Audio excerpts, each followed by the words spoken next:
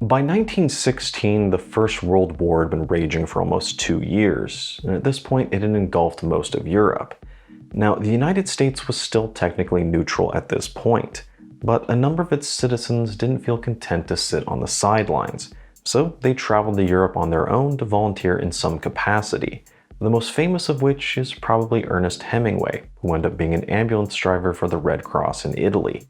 Now, at this point, a lot of you are probably wondering, what does this all have to do with the watch we're going to review today, which is the Lafayette Chronograph? Well, in 1916, the French military also created a brand new fighter squadron, and the squadron was primarily made up of American volunteers. And they decided it was fitting to name the squadron after the Marquis de Lafayette, who was the famous French general who fought for the American Revolution. Thus, it's the Lafayette Escadrille and their exploits during World War I that are the inspiration behind AV-8's newest chronograph. And the key word there is inspiration, and this is primarily what AV-8 seems to be doing these days. None of their recent watches seem to be based on a specific reference, but rather they look into history for an inspiration to really theme a watch after. Sometimes it works rather well, and other times not so much. Now, I hadn't heard from AV-8 for quite some time when they reached out and wanted to know if I wanted to review their newest Mecha-Quartz Chrono. And since I'm doing the review, it's pretty obvious I said yes. And for the sake of transparency, this was gifted to the channel. But what piqued my interest here was this rather complex layout, and I especially liked how it looked on the white dial version. But what also got my attention was the pulsometer on the chapter ring, and that's not something you see very often. But we'll get to that in time as we look at the watch in more detail. The first thing AV-8 did right here is the size, as they kept it at a rather contemporary 42mm, rather than go jumbo like they occasionally have a tendency to. Although lug-to-lug is a tad long at 49.5, but overall I think it's still manageable. Now, since this is a quartz, or rather Mecha-Quartz, they kept the total thickness reasonable at 12.75. You're also looking at a lug width of 22, so all of your old diver straps should work. Yet, I wouldn't take this too far into the water, as you only have 50 meters of water resistance. I think the case itself has a good design and good finish for the price. Looking top down, you can see that the case has a very brushed tool-like appearance to it. Yet as you start to move it around, you notice a few other elements that help it catch the light. The sides are polished, as well as a beveled edge that goes down the sides of the lugs. And when you look from this angle, you see how those two elements mix with a few others to really catch and play with the light, such as the polished bottom half of the bezel and just the very edge of that domed crystal. Now let's talk about that crystal for just a moment. It's a domed mineral crystal with both AR and a sapphire coating. And I think for some, this right here is going to be a deal breaker for the price, as they'd much rather have full sapphire. And for the most part, I'm right with you there. But if you do check out other vintage style chronos, and particularly ones from Dan Henry, as they're kind of the king of vintage style watches right now, you'll see that a lot of their watches use the same crystal. But regardless of all that, I do think that the domed crystal here looks really nice with the design, and probably better than a flat sapphire. Now, moving to the back, we have a very wide and rather flat custom case back, and it's one with this very lightly stamped engraving on it. Now, these days, this design might not be considered politically correct, but it is historically accurate, as it is the insignia for that squadron. And for me, that's all that really matters. And overall, I think it's a nice piece of visual flair just for those history buffs. Now, at the 3 you see the crown, and it is a very nice vintage appropriate onion style crown. It's a good size, easy to use, but it isn't signed. And for me, that almost makes it seem like it's an afterthought. Now on either side of that crown, you have the pushers for the chronograph. And if you've ever used a Seiko Mecha-Quartz movement before, you'll know exactly what to expect. While its heart, it may still be a quartz movement, but it does have mechanical components for the chrono, which is why the pushers always have a good response, and you get that sweeping second hand. Now presently there are 4 different colorways, and I personally really like the look of the white and the salmon version, but they wound up sending me the black one, which still looks pretty good, and I think it has even more of an Art Deco feel than the others. especially when you combine that black color and the texture with whatever this color is on the indices. In some ways, it's sort of a gilded dial, but it's not quite the color I'd be expecting.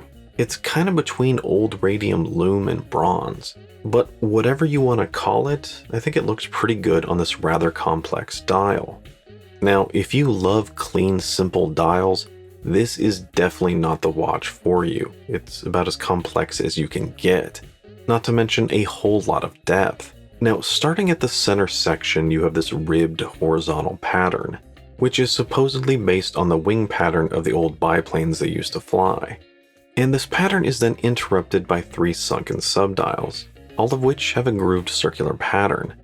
Now, starting at the 2 and moving clockwise, you have the 24-hour subdial, and I think you'll immediately notice that there's something odd about it.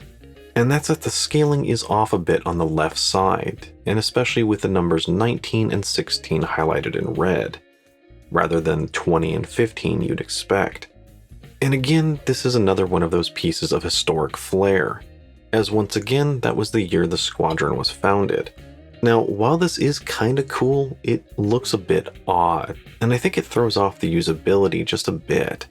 Although, since this is the 24-hour subdial, not many people ever even use it, so it's kind of a minor thing. At the 6, we have the running seconds in just a slightly different style than the other subdials. Not to mention just a small amount of text that tells you what the movement is, just in case you forget. And lastly, at the 10, we have minutes elapsed for the chronograph, and it's in the same style as the subdial at the 2. You also have a date window at the 4, and it looks a bit odd as it kind of has this porthole surrounding it, although it's actually supposed to represent the airspeed gauge of an aircraft. Now, first off, I do appreciate that they used matching colors on the date wheel, but this framing here, it's just odd. It stands out awkwardly, and I think it actually distracts from the hands. So I think this is one piece of that historic flair that just doesn't work for me. Just beyond that, you have a raised ring with cutouts for those 3 subdials, which in turn has indicators that rise out of it, which just creates a whole lot of depth. Now, the 10 indicator is partially cut off, and for me I find this a tad bothersome. But I do like how the rest of the indices look. There's just something really cool here about how all the colors and the font just mix with the detailed chapter ring. And I also like how all the indices, including the Arabics, are loomed. At the farthest reaches of the dial, we have a pulsometer scale, which, as I said earlier, isn't something you see very often, at least these days. It's basically an aid to help measure someone's heart rate, so it's primarily going to be useful for someone in the medical field. It's pretty simple to use. Basically, you just start the chronograph, count 30 heartbeats, and then stop it. And where the second hand stops, that's their beats per minute. Now, at first glance, I thought this was pretty odd to have on a pilot's watch. You think having a standard tachometer would make much more sense, and it kinda does. But looking into it a little bit more, I did discover that it's not completely out of left field. You see, a number of the American volunteers in the squadron initially worked for the ambulance corps, so there is a little bit of a medical connection here. Now, would most people find this useful? Probably not, but to be fair, most people wouldn't use a tachometer either. Anyway, let's just move on to the hands. And I feel like I'm always saying this, but this is another instance where I think they're too short. At least the hour hand is, the other 2 are okay. The hour and minute hand are syringe shape, and they're done in this brushed rose gold finish, which in macro looks a bit odd. But from a normal perspective with the naked eye, I think they look pretty good with this design. You also have a second hand that's a big red stick, and that looks pretty good sweeping around the black dial. Now, overall, I think the design is a bit overly complicated, but it is a pretty good looking one to look at, especially as you examine all the small details hidden within. Yet, I think this particular colorway is a little lacking in terms of contrast, at least between the hands and the indices. There's just a lot of this bronzish rose gold coloring going around, and that shorter hour hand tends to get lost in the busyness of the dial. At least in the light. As soon as it gets dark, things become a little more clear. And emphasis on little. Now, while this looks cool, especially with the outline of those Arabics, it's not too bright. And in a comparison test, you can see that everything but the hands fade out rather quickly. But at least those hands seem to last as long as a Vostok. So for the kind of watch this is, I'd say the Lume is so-so. If I had to give it a grade, I'd say it's like a B- or a C+. It shows promise, but there's definitely some room for improvement. Now, AV-8 decided to give the Lafayette Chronograph a Jubilee-style bracelet, which isn't necessarily historically fitting, but it is pretty comfortable. Overall, it's a pretty good bracelet, and it's one that's brushed on top with the polishing on the sides. It has solid fully articulating links, solid end links, and a pretty good solid milled clasp. Even though the bracelet starts out at 20, then quickly tapers down to 18, which I think is one of the reasons it's so comfortable. But I think there's a side effect to that where the watch does feel a little bit top heavy. Now with a longer lug-to-lug and that flatter case back, I think the watch wears just slightly bigger than it is. Maybe like a 42.5, so it is still quite manageable. The only negatives I found with the bracelet is that it can be a little bit loud as it rattles occasionally, although that is true with most Jubilee bracelets. The other thing is that I think it might be a tad short. With my 7-inch wrist, I only removed 2 links, although I did have it at the very first micro adjustment hole. So there's definitely room to shrink it, but if you have a larger wrist, like 8 inches, you might be out of luck.